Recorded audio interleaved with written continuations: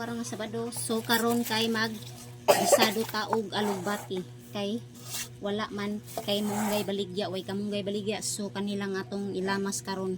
So sige lang ita sa tong kinabuhi kay parang jud nga makakaunta kada adlaw kay always og laban lang ta kanunay.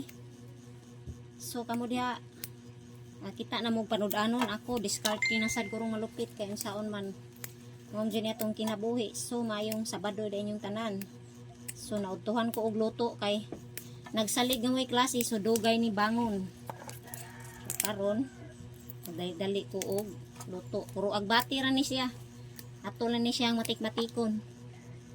So guys karon kay ato na ning ilunod luto na taning agbati guys.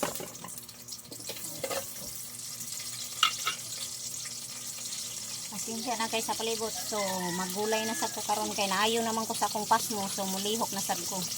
So pasensyahin na kay among palibot kay grabe ka pitos kay kwarto ra ang taon jud din. Ato lang yung timplahan og bitsin. Dara guys, so mga una ta. Nani ra kasimple atong kinabuhi. Nya parisan gabi sa uyap nga nay itlog gabi pa ning sudan, so laban-laban gid ta kanunay sakay para makasudan gid ta kay saon wa man tay budget nga pang lami-lami. So kani lami na kay sanan healthy.